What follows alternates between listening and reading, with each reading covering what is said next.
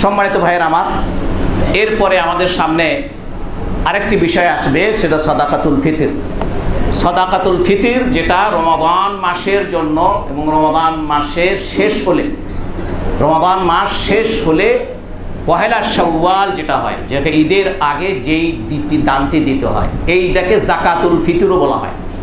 এটাকে কি বলা হয়? জাকাতুল ফিতর। আর একটা হচ্ছে জাকাত। জাকাত খেয়াল রাখবেন, জাকাত যেটা ফরজ জাকাত, এই জাকাত এটার মূল উদ্দেশ্য হচ্ছে সম্পদকে পবিত্র করা। এটার মূল উদ্দেশ্য কি? সম্পদকে পবিত্র করা, তার সাথে সাথে ব্যক্তিকেও পবিত্র করা। তাহলে সম্পদও পবিত্র করা, ব্যক্তিরও পবিত্র। এই যে আল্লাহ বলছেন, খুয মিন আমওয়ালিহিম সাদাকাতান তুতাহহিরুহুম বিহা ওয়া তুযাক্কিহিম, যে আপনি তাদের কাছ থেকে জাকাত উসুল করেন, করে তাদেরকে পবিত্র করেন। তাহলে জাকাত থেকে সম্পদকে পবিত্র করা হয় এবং বান্দারও ব্যক্তিরও পবিত্রতা হয়।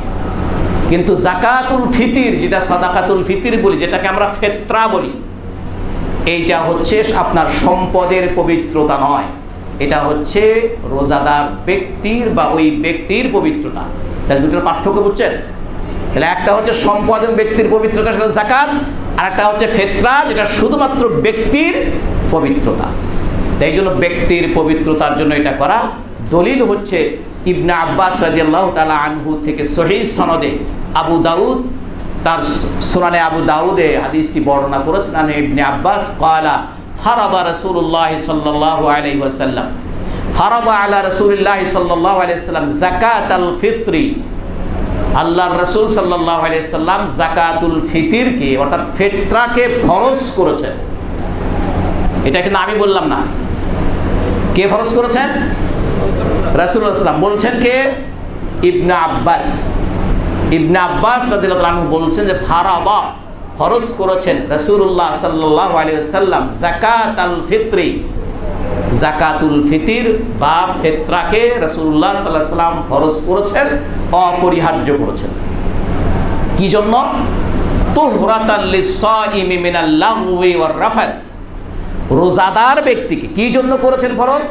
রোজাদার ব্যক্তিকে যে সকল তার বেহুদা এবং কিছু খারাপ কাজকর্ম যা হয়েছে রোজা অবস্থায়, এগুলো থেকে তাকে পবিত্র করার জন্য।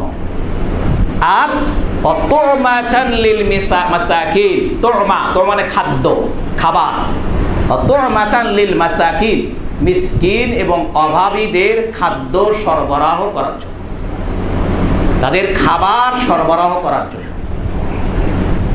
মান আদ্দাহা ক্বাবলা সলাতি ফাকাদ আদ্দা ফাকাফাইয়া যাকাতুন মাকবুলা, যারা ঈদুল ফিতরের নামাজের আগে এটা আদায় করে দিল, সেটা সাদাকাতুল ফিতর হবে, সেটা ফিতরা আদায় হবে। ওমান আদ্দাহা বা'দাহা, আর যারা নামাজের পরে আদায় করলো, ফাহিয়া সাদাকাতুম মিনাস সাদাকাত, সেটা অন্যান্য সাধারণ দানের মতোই একটি দান।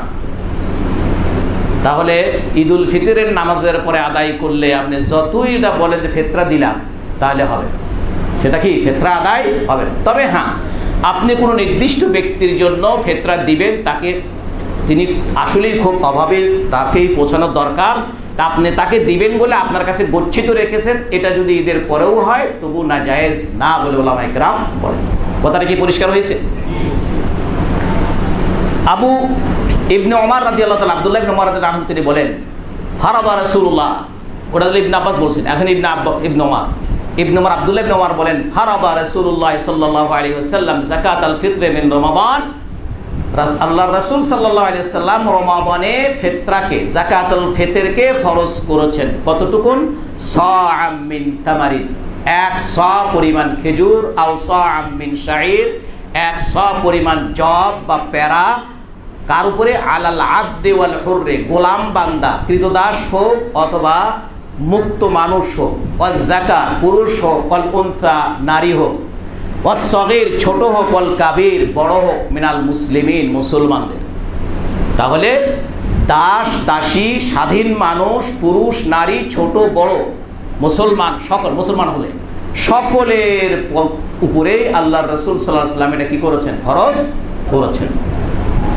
আচ্ছা, এরপর রাসূল সাল্লাল্লাহু আলাইহি ওয়াসাল্লাম বলছেন ওয়া আমারা বিহা, তিনি বলছেন ওয়া আমারা বিহা, এবং এই সাদাকাতুল ফিতর, যাকাতুল ফিতর আদায় করার জন্য নির্দেশ দিয়েছেন তুআদ্দা ক্বাবলা খুরুজ ইলাস সালাহ, নামাজে, ঈদের নামাজে যাবার আগেই এটা আদায় করার জন্য আল্লাহর রাসূল ফরজ করে দিয়েছেন।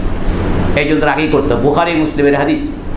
একই ধরনের হাদিস আবু সাঈদ আল খুদরি রাদিয়াল্লাহু তাআলা আনহু থেকে বর্ণিত, তিনি বলছেন, বুখারী মুসলিমের হাদিস, যে কুন্না নুখরিজু, তিনি বলছেন কুন্না মানে আমরা সাহাবীরা, আমরা মানে কি, আমরা সাহাবীরা, নুখরিজু সাদাকাতাল ফিত্রি সাআম মিন তাআম, আমরা 100 পরিমাণ খাদ্য, তাআম বলছে খাদ্য দান করতাম, আও সাআম ফিতরা হিসেবে দিতাম, আও সাআম মিন শাঈর অথবা 100 পরিমাণ জব, আও সাআম মিন তামার অথবা 100 পরিমাণ খেজুর, আও সাআম মিন আকিদ অথবা 100 পরিমাণ পনির বা মাখন, আও সাআম মিন জাবিব অথবা 100 পরিমাণ কিসমিস।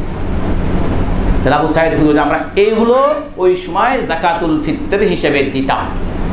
তো সুতরাং ভাইয়ের আমার, আমরা আপনাদেরকে সবসময় খাদ্য দেওয়ার জন্য আমরা উৎসাহিত করি। আর এই যে যাকাতুল সাদ বলা হলো, আপনাদেরকে আগেও বহুবার বলেছি, মদিনা সর ওজন হিসেবে 3 কেজির কিছু কমের কথা ওলামায়ে আমরা বলেন, সৌদি আরবে সেটাই প্র্যাকটিস আছে, আমি দেখে এসেছি, এবং সেখানে ওলামারা সেটাই বলেন। তবে ইহতিয়াতান, অধিকতর সতর্কতার জন্য প্রতিজনের পক্ষ থেকে 3 কেজি করে দেওয়াটাই হচ্ছে কি উত্তম, 3 কেজি করে প্রতিজনের পক্ষ থেকে। আর ওলামায়ে কেরাম যারা এর বিনিময় পরিবর্তে টাকা দেওয়ার কথা বলেন, একদল ওলামারা তারা বলেন তারা, সুতরাং আপনাদের আমল করাটা আপনাদের ইচ্ছা। সাহাবায়ে কেরামদের, রাসূল সাল্লাল্লাহু আলাইহি ওয়াসাল্লাম তাদের সময় এটা তারা খাদ্যদ্রব্যই দিতেন। এখন যে সকল ওলামায়ে কেরাম নানা যুক্তি উপস্থাপনের মাধ্যমে বা বিভিন্নভাবে তারা এর কিমত বা এর মূল্য বা টাকা দেওয়ার কথা বলেন এবং তারা জায়েজ বলেন, সুতরাং আমি আপনাদেরকে সেটা বলবো না যে তারা বলেন এটা জায়েজ নেই, তা আমি বলার মতো দুঃসাহস আমার নেই। এই জন্য আমি দুটোই সাহাবায়ে কেরামদের সহিহ বুখারী মুসলিমের যে হাদিসে সেটাও আপনাদের শুনিয়েছি এবং তাদের কথাটাও শোনালাম যে একদল ওলামায়ে কেরাম তারা এটা বলেন। বিশেষ করে হানাফি মাযহাবে এই মূল্য দেওয়াটা, টাকা পয়সা দেওয়াটাকে তারা জায়েজ বলেন, বাকি 3 মাযহাবে তারা এটাকে জায়েজ বলেন না। এর মধ্যে কোনো মাযহাবের কোনো আলেম টাকা দেওয়াটাকেও জায়েজ বলে। এটার কথা আরেকটা কথা বলি, যে ব্যক্তি শাওয়াল মাসের যে চাঁদ দেখা যায়, অর্থাৎ রমাদানের শেষ দিনের সূর্য অস্ত হয়ে গেছে, সূর্য ডুবে যাওয়ার সাথে সাথে পর্যন্ত যিনি বেঁচে আছেন, মানে সূর্য ডুবে গেছে তখনও তিনি বেঁচে আছেন, সেই ব্যক্তির পক্ষ থেকে ফিতরা আদায় করতে হবে। যদি তার কিছুক্ষণ 5 মিনিট পরে মারা যান, আল্লাহ না করুক কাউকে যদি মরে যান, 1 ঘন্টা পরে মারা গেলেন, ওই রাতে মারা গেলেন, যেহেতু তিনি পুরা রমজান পেয়েছেন, এরপরে সূর্য ডুবে গেছে তখনও তিনি বেঁচে ছিলেন, এই জন্য তার পক্ষ থেকে ফিতরা আদায় করতে হবে। এইভাবে যদি কোনো শিশু যদি তিনি যদি একেবারে সূর্য ডুবে যাওয়ার কিছুক্ষণ আগে যদি জন্মগ্রহণ করেন, তাহলে তারও ফিতরা আদায় করতে হবে। আর যদি তিনি সূর্য ডুবে যাওয়ার 1 মিনিট পরে, সূর্য ডুবে যাওয়ার 5 মিনিট পরে জন্মগ্রহণ করে, তারটা দিতে হবে না। কেন হবে না? যেহেতু সে রমাদান পায়নি। কথা কি বুঝছেন আপনারা? তো সুতরাং এই বিষয়টা আমরা খেয়াল রাখবো। আল্লাহ আমাদের সকলকে এই কথাগুলো বোঝার তৌফিক দান করুন।